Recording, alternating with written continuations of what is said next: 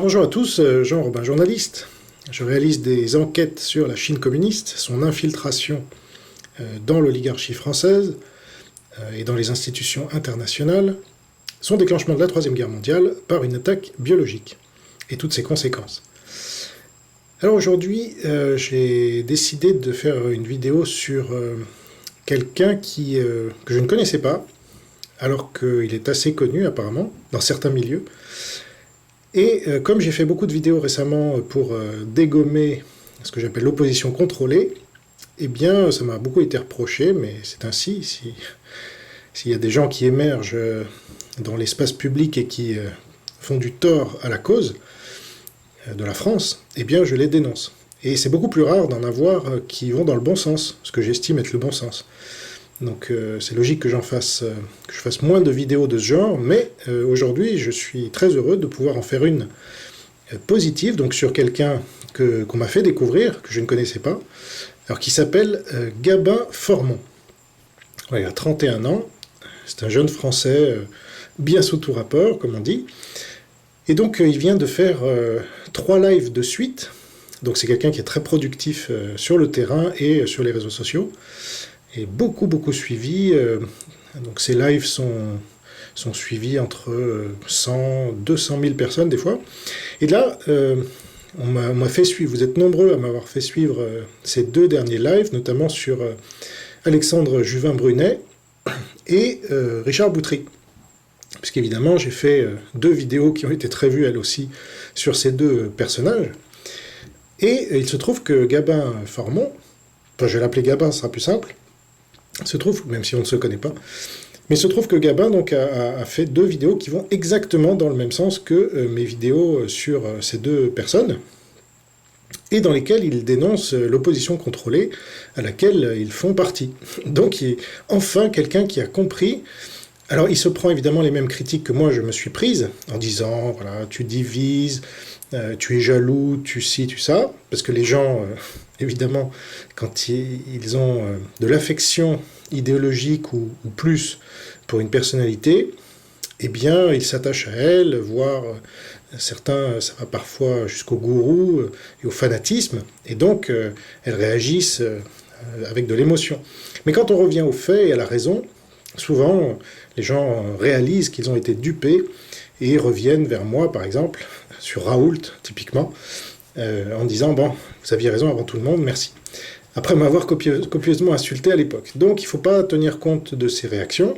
Elles sont naturelles, elles sont humaines. Et donc ce que j'ai bien aimé chez Gabin, que je découvre encore une fois, c'est que il tient quasiment le même discours que moi sur ces gens-là. Alors que lui est sur le terrain, beaucoup plus que moi, puisque moi je suis à 17 000 km de la métropole, et j'ai fait une analyse plutôt intellectuelle, on va dire, de ces gens-là, sur la base d'une enquête factuelle. Mais voilà, j'ai un certain nombre d'éléments sur lesquels j'enquête et qui me permettent de croiser différentes sources pour m'amener à cette conclusion que Juvin, Brunet et Boutry font partie de l'opposition contrôlée. Et lui, ce qui est bien, c'est qu'il a donné, donc je vous invite à regarder ces 2 lives qu'il a fait récemment, donc il a monté une association qui s'appelle Vécu, qui est un média qui a médiatisé les Gilets jaunes depuis le début quasiment. Et donc vous allez sur sa page, vous allez trouver ça très, très rapidement, vous tapez Gabin Vécu. Et je vous invite à voir ces 2 lives sur Juvin Brunet et sur Boutry. Celui sur Boutry est un peu plus long. Et alors figurez-vous qu'à la 42e minute de celui sur Boutry, il résume un peu toute son histoire en disant voilà, c'est la Chine communiste qui est derrière tout ça, et les puissances d'argent. Donc il a même compris ça, donc ça fait plaisir franchement. Et il reprend un certain nombre d'arguments que j'avais émis dans ma vidéo sur Boutry, donc je pense qu'il l'a vu, tout comme... Alors il n'avait peut-être pas vu celle sur Juvin Brunet, mais ça j'en sais rien. En tout cas il reprend aussi des éléments de cette vidéo. Et Juvin Brunet, il a eu affaire à lui directement, tout comme Boutry d'ailleurs, donc c'est très complémentaire à mon analyse, pour laquelle j'ai été beaucoup critiqué en me disant « Mais non, tu n'y connais rien, tu ne comprends rien, tu es jaloux, tu n'as aucune preuve, etc. etc. » Alors tous les faits que j'avançais étaient quand même sourcés, vérifiables, publics. Et donc il y a des gens, il leur en faut toujours plus, vous voyez, bon, on ne sait pas jusqu'où ça va. Mais là, vous pouvez, si vous avez encore un doute sur Juvin Brunet ou sur Boutry, regardez ces 2 lives de Gabin, et vous verrez bien que je me suis pas trompé, puisque sur le terrain, comme par hasard, ces 2 personnes-là ont le même comportement que celui auquel on peut s'attendre de la part de l'opposition contrôlée, et lui-même, Gabin, emploie cette expression d'opposition contrôlée, et donc ça fait plaisir, parce qu'à chaque fois, moi, on me dit, mais à part toi, qui n'est pas de l'opposition contrôlée, hein, tu dénonces tout le monde, etc. Donc là, jusqu'à présent, parce que voilà, j'ai des critères qui sont fixes et qui ne dépendent pas de tel ou tel, ou de mes émotions, si vous voulez, ou de mes impressions, j'ai fixé 5 critères clairs pour définir ce qu'est l'opposition contrôlée, de telle manière que quiconque veut savoir mon opinion sur n'importe qui, il lui suffit d'appliquer ces 5 critères-là. Et donc, Boutry et Juvin Brunet, c'est pas forcément les 5 critères, mais ont un certain nombre de critères, donc je les répète ici, puisque Gabin, en plus, les dit lui-même, alors consciemment ou inconsciemment, en tout cas, on est sur la même position là aussi, donc il faut être anti-parti communiste chinois. Bon.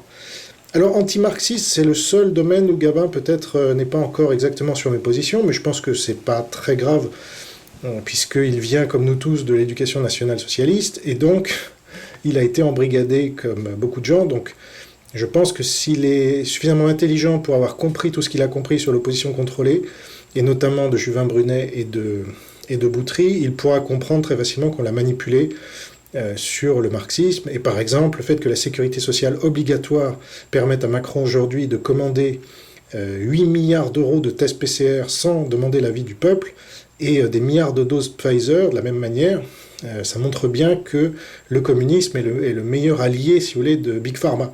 Donc ça, c'est pas facile, c'est pas difficile à comprendre ni à démontrer, donc il suffit d'un peu de temps pour déconstruire tout ce qui a été, tous les mensonges qui ont été diffusés dans la tête de nos compatriotes depuis le plus jeune âge, et donc qui font partie de leur inconscient, c'est-à-dire...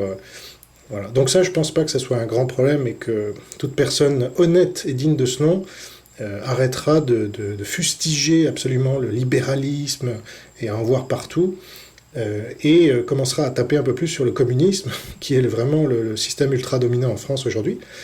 Donc, anti-PCC, anti-marxisme, anti-fausses élections, donc ça, Gabin est très clair, il dénonce les élections comme étant fausses, comme étant des pièges à cons, et comme étant l'outil de l'oligarchie pour s'assurer une légitimité.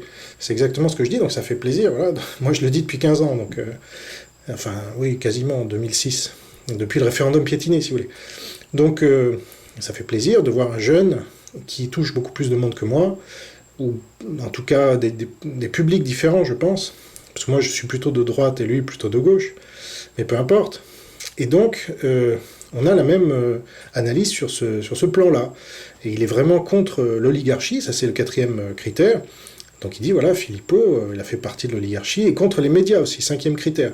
Zemmour, Philippot, alors tous ceux qui passent beaucoup dans les médias, il le dit lui-même, dans son dernier live, dans lequel il met en garde contre un rassemblement à Paris les 28 août et 4 septembre.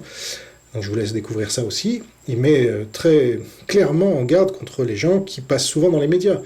Et il dit, comme moi d'ailleurs, bon, on peut y passer une fois comme ça pour tirer un coup de gueule, ce qui est exactement mon cas. Et je crois que c'est le sien aussi, il était passé dans Quotidien.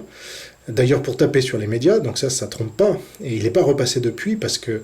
Alors il y a eu son portrait dans Libération et dans Les Inrocks, parce que c'est quelqu'un qui vient de la gauche, et donc Libé, Les Inrocks, ils adorent ça.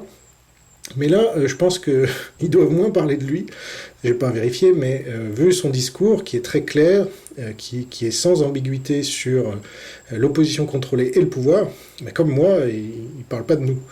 Voilà. Donc ce discours-là, que je tiens un peu seul depuis très longtemps, ça fait plaisir de voir un plus jeune que soi le tenir aussi, de manière claire aussi, de voir quelqu'un qui est indépendant, qui est entrepreneur en plus. Alors, si vous regardez un peu son parcours, il a monté différentes entreprises et il a eu affaire à l'État parce que, voilà, c'était un coffee shop notamment, et donc, c'est quelqu'un de courageux, c'est quelqu'un qui va sur le terrain. Moi, je le découvre hein, vraiment, donc, s'il a des casseroles ou quoi que ce soit, je découvrirai peut-être après, mais en tout cas, en première impression, Puis je veux dire, les casseroles, ça va, quoi. Au bout d'un moment, moi aussi, on me dit, j'ai des casseroles, t'as des casseroles. Ça va. Moi, mon casier est vierge, et donc, tous ceux qui veulent inventer des délits en plus de ces faits-là, genre complotistes, extrême droite, fascistes, nazis, bon, tout ça on connaît très bien, et ça ne marche plus sur les véritables résistants. Je crois que maintenant, ça différencie même les résistants des collabos. C'est-à-dire, les collabos, c'est ceux qui regardent votre page Wikipédia et qui se font un avis à partir de ça, franchement. Bon. Donc, voilà, c'est un peu le truc positif que je voulais vous dire aujourd'hui, parce que c'est vrai que j'ai été assez acerbe vis-à-vis de beaucoup de gens, mais c'est mon travail aussi qui m'y mène, et de la même manière, moi j'ai des principes, donc j'applique ces principes, vous voyez, c'est pas à la tête du client. Moi, peu importe que Gabin vienne de la gauche ou de la droite ou d'en haut ou d'en bas, dès lors qu'il applique ces 5 principes que je viens d'évoquer, et c'est son cas. Alors j'ai juste un doute sur le marxisme encore, mais comme je vous le dis, c'est pas fondamental vu. Moi, quand on en a 4 sur 5 déjà, c'est tellement rare que je vais pas cracher dessus. Et alors après, peut-être il m'aimera pas, peut-être il me trouvera trop ci ou trop ça, peu importe. Parce que la vérité, si vous voulez, quand on arrive dessus, on est forcément allié. Alors qu'il veuille après s'allier ou pas avec moi, parce qu'il est très indépendant, et il y tient, et je le comprends, il a fait beaucoup d'efforts pour ça, et c'est tout à son honneur. Et moi aussi, je tiens à la mienne d'indépendance, et je ne veux pas m'associer avec n'importe qui. Mais là, il faudra qu'on se rende compte au bout d'un moment qu'on est très peu à être sur cette vérité, et qu'en la disant, on ramènera à nous beaucoup de gens. Par exemple, quand il a dit à 2 reprises « c'est la Chine communiste qui est derrière tout ça », c'est la première fois que j'entends un leader d'opinion reconnu en France, à part moi, le dire à autant de gens, si vous voulez. Et donc ça, c'est quand même pour moi, je dirais pas historique, parce que le terme serait peut-être un peu fort, mais il y a quelque chose qui se passe quand même.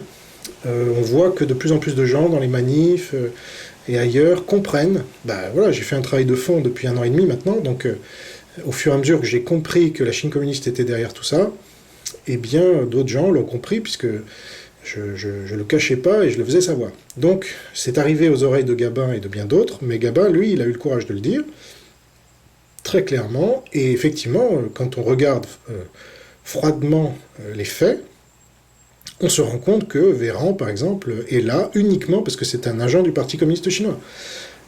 Et donc c'est son rôle de mettre en place en France, vous voyez, par exemple, il vient de dire qu'il enverrait des personnels en Polynésie, Polynésie où il n'y avait quasiment aucun cas avant la venue de Macron en juillet, et puis une fois qu'il est venu, voilà, les cas explosent, donc 2 semaines de confinement, et puis on vous envoie des personnels, et puis.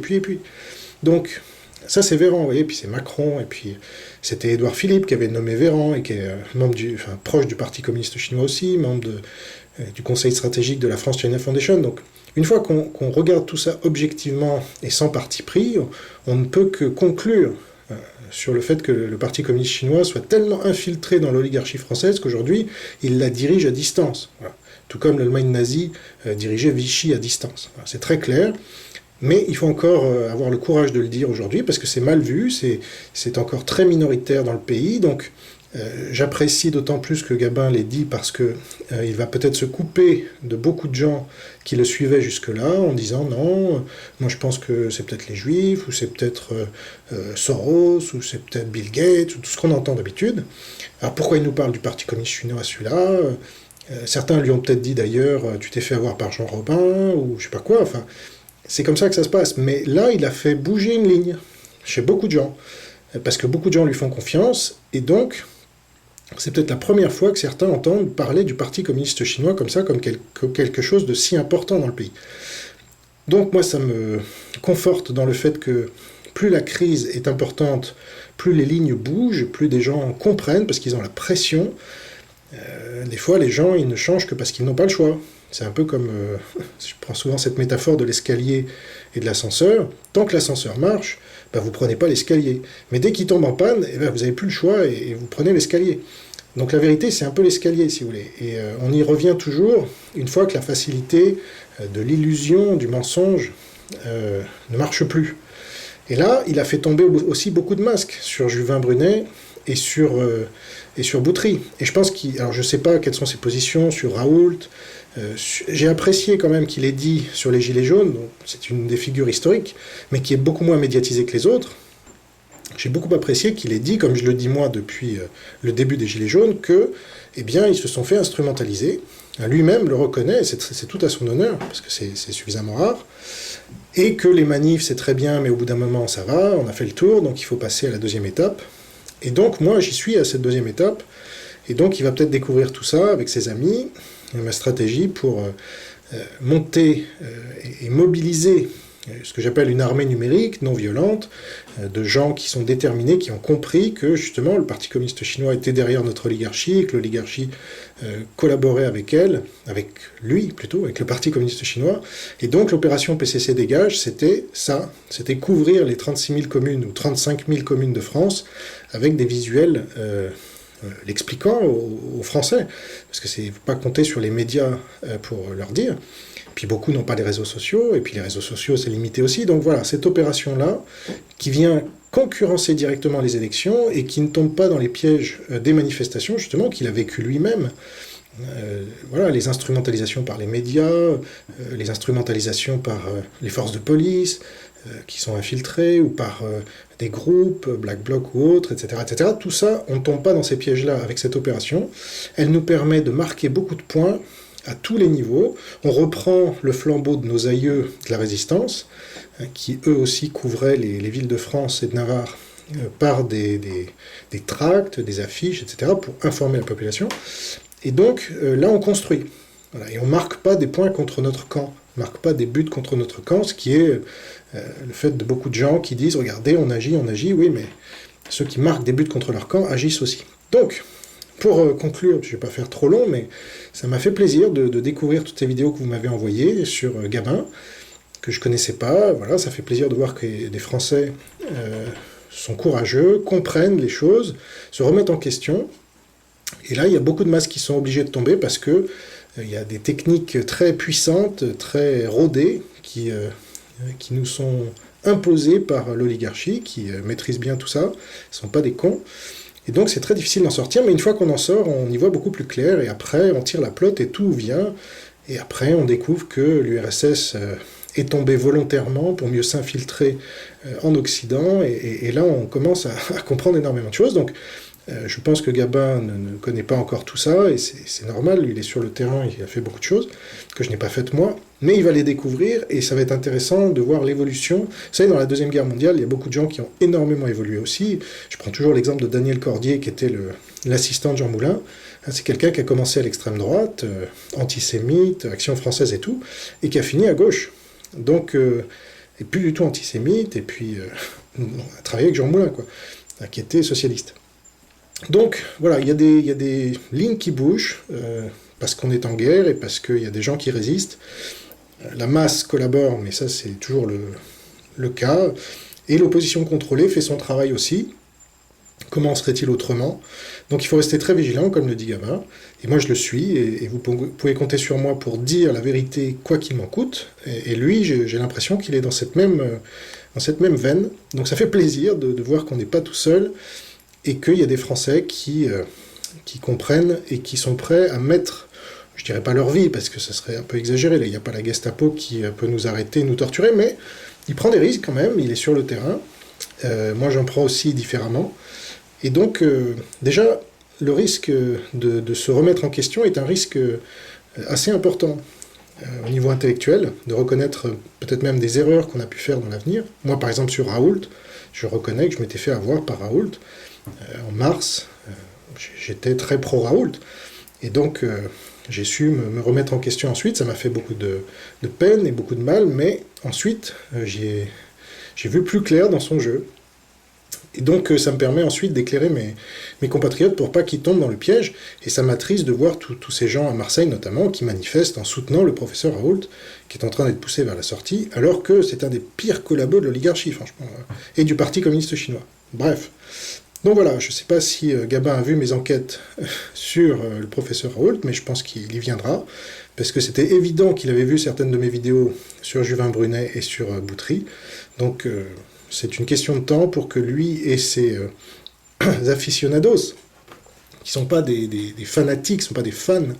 C'est ça qui est intéressant aussi chez lui, c'est qu'il ne cherche pas à être un gourou, et il dénonce justement, comme moi d'ailleurs, le côté gourou et fanatique des gens comme Richard Boutry ou autres, parce qu'on m'a toujours dit « Ah mais Jean-Robin, toi tu n'as pas de fans, tu n'as pas de gens qui te suivent comme ça jusqu'à la mort, etc. » Non, parce que je ne suis pas un gourou, et donc je pousse les gens à réfléchir sur la base des faits, et à se faire leur propre opinion, plutôt qu'à me croire quoi que je dise. Moi je peux me tromper, et je préfère des gens qui me disent « Attends, là, tu t'es planté sur tel ou tel fait, que « Ah oui Jean, tu es beau, tu es gentil, tu es formidable, tu es le meilleur. » Ça m'intéresse un peu moins, même si ça fait toujours plaisir quand il y a des gens qui disent du bien de vous. Donc Gabin est comme ça, j'ai l'impression, il est franc, il est direct, et ça fait plaisir, parce qu'on a besoin de gens comme ça pour relever la France, et c'est à l'occasion de ce genre de crise que des personnalités comme lui, ou moi, ou d'autres, émergent. Et donc c'est l'aspect positif que je voulais partager avec vous aujourd'hui, parce qu'il n'y a pas toujours des bonnes nouvelles, et ça en fait partie, donc on ne va pas s'en priver. Donc je vous remercie de m'avoir écouté jusqu'au bout, et allez voir les vidéos de Gabin, et allez sur son site Vécu, qui était historiquement le site des Gilets jaunes, mais depuis qui lutte pour nos libertés, et c'est très bien. Portez-vous bien, vive la Nouvelle France libre, et vive le Christ Sauveur. Au revoir.